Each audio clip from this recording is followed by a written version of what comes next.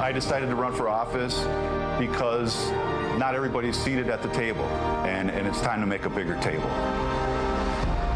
I'm the best person to represent this district because I'm a working person. Let's trade places. Paul Ryan, you can come work the iron, and I'll go to D.C. Welcome back to AM Joy. House Speaker Paul Ryan now has at least one challenger to face in 2018. Randy Bryce, an Army veteran, cancer survivor, and Wisconsin iron worker who goes by Iron Stash on Twitter. He announced his bid for Wisconsin's 1st Congressional District on Monday by taking Ryan to task for the Republican health care bills and for making one of the strongest opening arguments of any Democratic contender this year. But does he have a chance against the man who has easily won re-election in Wisconsin's 1st District since 1998? Well, joining me now is the man gearing up to challenge Paul Ryan in 2018, the Iron Stash himself, Randy Bryce. Mr. Bryce, thank you so much for being here. Great to talk to you. Thank you for inviting me, Joy. It's a pleasure to be with you. Thank you. All right, let's first talk about, first of all, your opening ad, I think everyone agreed was really terrific. In it, you are there with your mom, you talk about your family, you talk about yourself. What prompted you to decide to run for this particular seat, to run for Congress? Well, just my history. I'm a lifelong resident of the area, and I worked 2 full-time jobs for a period of time just to make ends meet after getting out of the Army. I finally was able to join a union, get into an apprenticeship, and that was my ticket to the middle class. After doing that for a while, I've been doing that for 20 years, and in that last 20 years, I've been able to drive around with my son and point out things that I've literally built with my hands, helping the community, standing up for worker issues, especially recently in the state of Wisconsin, which have been under attack. And then I look over at what Speaker Ryan has been doing, and he's been doing just the opposite. He's taking things away from us. He's not here, and he's trying to pass this tax bill disguised as, some means to take away our health care. And after seeing what he's trying to do and take away our health care, I've had enough, because it's something that affects 3 generations of my family. Yeah. Well, let's talk a little bit about the district that you're running in. Donald Trump edged out Hillary Clinton in the first congressional district, 47.2 to 46.9. But Paul Ryan, in that same election, blew out his competitor, who was a guy named Ryan Solon, and 2 other people. He won with 65%. And then if you look at Paul Ryan's vote percentage, the percentage of the vote that he's won going all the way back to 1998, they've been pretty much blowouts. He's won by 57%. The lowest he ever got was 54.9 in 2012. He usually is in the mid-60s. What makes you think that you can beat him? Well, I would just look at the launch that we had. I mean, I knew it was going to be successful. I had no idea it would blow up as big as it did. And it's not some outstanding message that people have never heard before, but it's a message that people really want to hear. It's about bringing, the diversity of the district together to make sure that we all stand united as working people, and everybody is heard. I talked about making a bigger table, and this includes demanding that we have people sitting across from us that we're not used to seeing. So it's a message of uniting everybody, and just the way it blew up across the country, not just in the 1st District. People are dying to be heard, and with Speaker Ryan's absence for over 600 days, people want to be heard, and I'm more than willing to listen to people and speak out on their behalf. But why would a voter in the 1st District give up having the Speaker of the House? I mean, you talk about being heard. If your congressman is the Speaker, it's a lot of power. Why would a voter give that up to elect an unknown who would not be in leadership?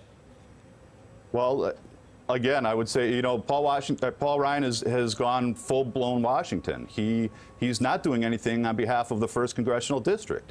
He hasn't had a town hall in almost 2 years, but yet he still has time to go around to these big high-dollar fundraisers and have people pay $10,000 to have their picture taken with them.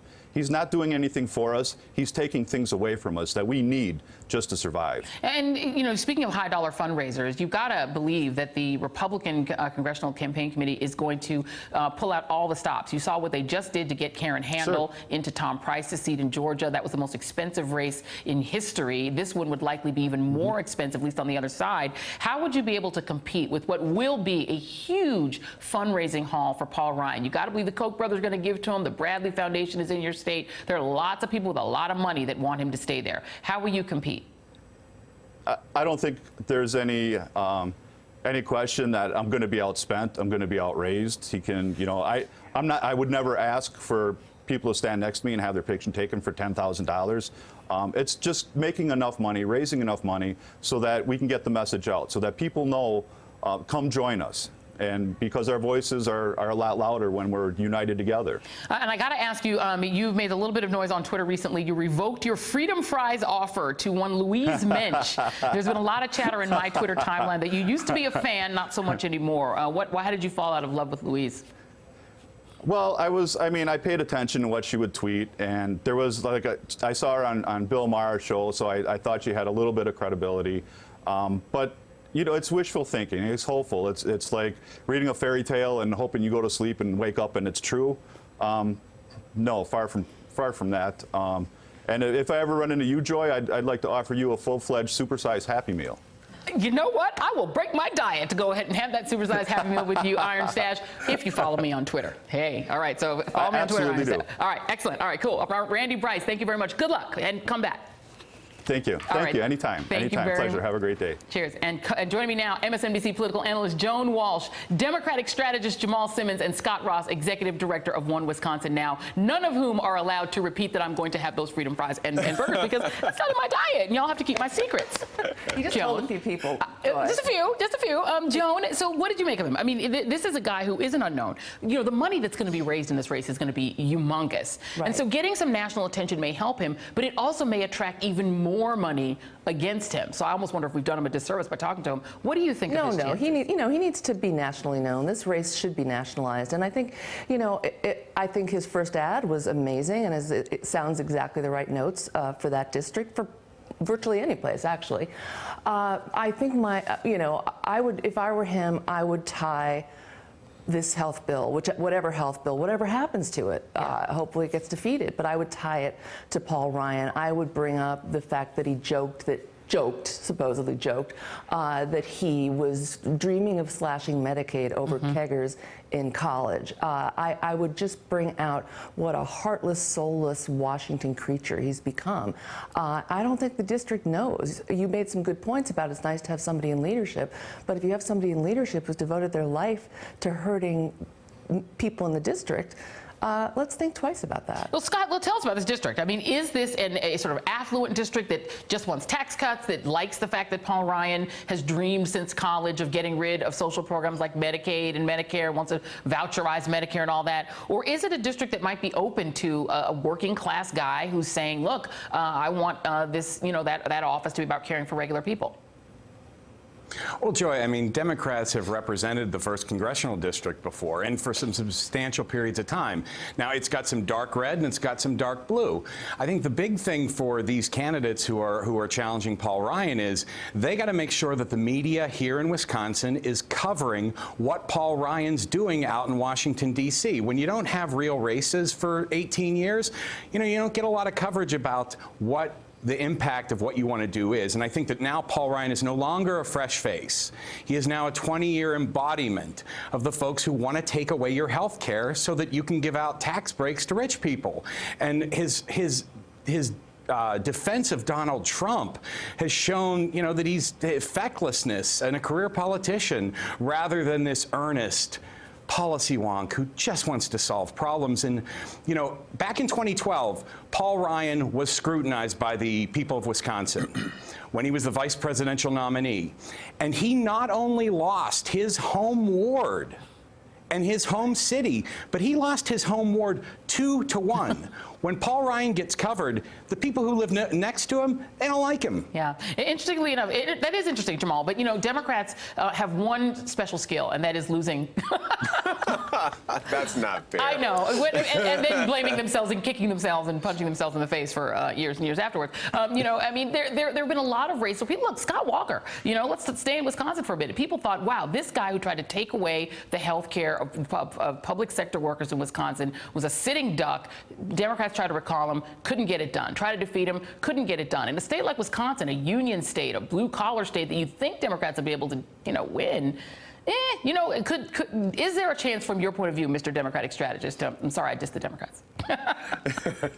Listen, I think Democrats have to always have a certain level set expectations when it comes to taking on somebody as powerful as the Speaker.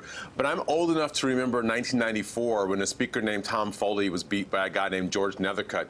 And the thing that Nethercutt did was he just pinned Foley down on the dysfunction that was happening. And this is the thing. Paul Ryan is now in charge of the dysfunction. He's got to defend that dysfunction that's happening in Congress, number one. Number two, Mr. Bryce, Randy Bryce, can campaign every single day, every single week, while Speaker Ryan has to be in Washington dealing with whatever the issues are in Washington. And then the third thing is, if nothing else happens, it will make Ryan have to go back to Wisconsin and campaign and keep him from being on the road and being able to raise money for other Republicans. This is very dangerous. This ad and this candidate is really dangerous to the Speaker of the House and the Republican majority. Yeah, I have to say that the ad reminded me of the one really good ad of the 2016 cycle for Donald Trump, which was the Man of Steel ad, which ran for him in a lot of Rust Belt states where it talked about bringing back steel, stuff that's never going to really happen, but the ad was really good. It was from an outside group. But Scott, you know, speaking of outside groups, how much money are we talking about is going to be on the table from the Koch brothers, from the Bradley Foundation people? You and I have talked a lot about that dark money, and Wisconsin's got a whole lot of it. And also, of course, Reince Priebus is from there. I mean, all of the stops are going to be pulled out for Ryan, right? Oh, yeah, no, it's all the money in the world. But here's what I think, you know, is unique about this particular race. Now, you've mentioned Scott Walker, you've mentioned Reince Priebus, you've mentioned Paul Ryan. You know, think about guys like Marco Rubio and Ted Cruz. These are Generation X Republicans. You know, these are the guys that, you know, you went to high school with, right? And Democrats a lot of times are, well, putting up people who look like the teachers who taught you when you were in high school back then. And I think there is a big, huge shift, and Randy is part of that. And he will be able to talk about those issues that face Gen X and post-baby boomer voters. You know, the economic message of the Democrats for the last 25 years has been Social Security, Medicare, my employer-provided pension may be under threat, all critically important issues. But for, you know, 43 million people with student loan debt, that's, you know, that's not the most pressing issue in their life. It's that monthly payment. And I think Randy can connect with those kinds of issues, you know, as well as some of the other people who are in the race. And Paul Ryan is literally the face of stopping you, for instance, from being able to refinance your student loan like you can a mortgage, something that 500,000 people in Wisconsin alone would benefit from. Yeah. And one of the most important, Joe, real quick, one of the most important things that he said, that Randy Bryce said when you interviewed him, is that Paul Ryan hadn't done a town hall meeting in 2 years in his congressional district. That is going to sting if people really take that into account. Yeah. All right. We're out of time in this block, but we're going to bring Joan and Jamal back. Scott Ross, thank you very much, man. And I'm disappointed you didn't wear a cool leather jacket from the 70s, because that's usually our thing. Thank you very much, man. Appreciate it. Next up, the CBC rejects Donald Trump and the Honorable Omarosa Manigault. Stay with us. Hey there, I'm Chris Hayes from MSNBC. Thanks for watching MSNBC on YouTube. If you want to keep up to date with the videos we're putting out, you can click subscribe just below me, or click over on this list to see lots of other great videos.